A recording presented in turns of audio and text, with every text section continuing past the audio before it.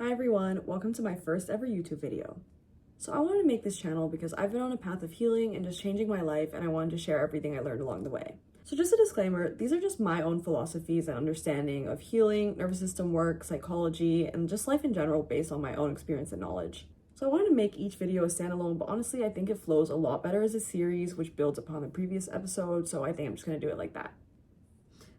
I think I may have to mirror this. Episode 1 is all about how I define self-love and how to build it, but most importantly, how nervous system work can change your life and help you build that self-love. First, I want to preface by saying that I don't believe self-love is something that's absolute or static.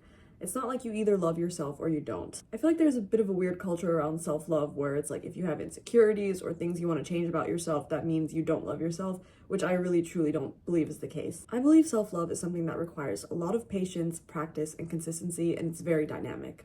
So I try to view self-love as a pyramid or a tiered cake or even an interconnected mind map because I believe that all of these tiers blend into each other and strengthen each other. This is the foundation upon which everything else is built. This is your innate sense of self-worth. This is what you would want to ingrain into your child as early as you can and yourself when you're ready. This is telling yourself every day, you are special. The fact that you're alive and here is a miracle in itself.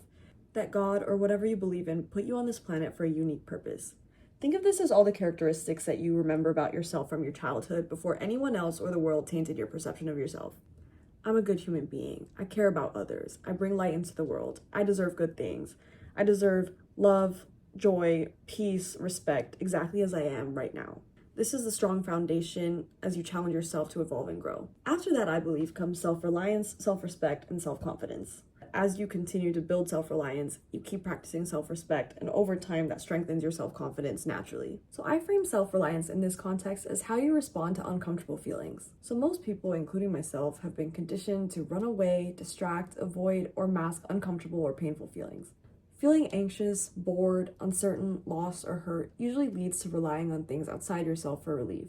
This can be overworking yourself, trying to mask shame with achievement. This can be escapism through social media, video games, other addictions. So at its core, nervous system work teaches you how to accept uncomfortable emotions, let yourself feel them, understand that they're not dangerous, and eventually let them go. Over time, this can help you become a lot more regulated, a lot more emotionally resilient, and help you rewire unconscious belief systems you might hold about yourself.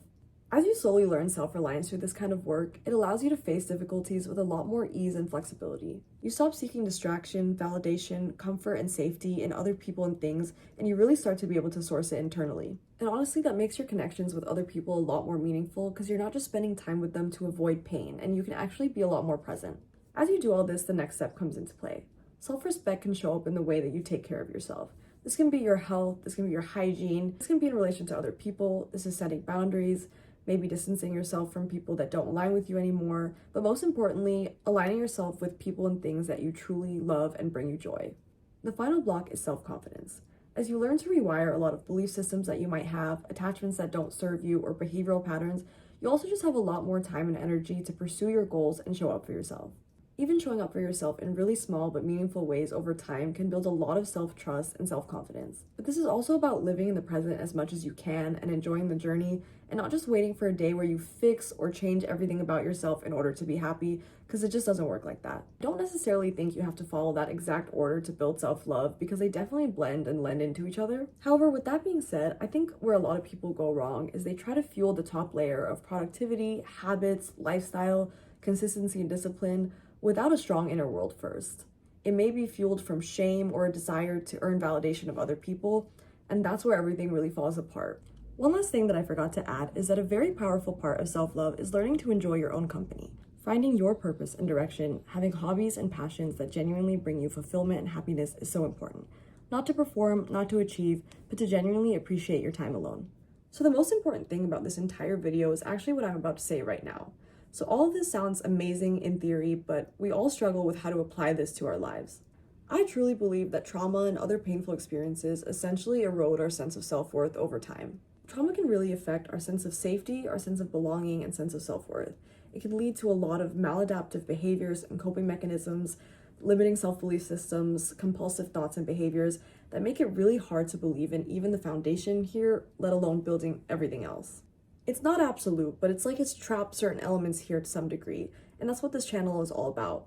I want to teach people how you can release and process trauma so that the potential that you already have inside you and what you're capable of building can finally come to the surface. I promise you, this is not some voodoo shit. This is very much real and backed by substantial evidence. You can read The Body Keeps Score, Moving Beyond Trauma by Eileen Smith, learn about polyvagal theory, which I'll talk about in my next video. You can also listen to the podcast that introduced me to the entire world of somatic work, and I'll link it in the description below. Thank you for watching, and I'll see you in the next one.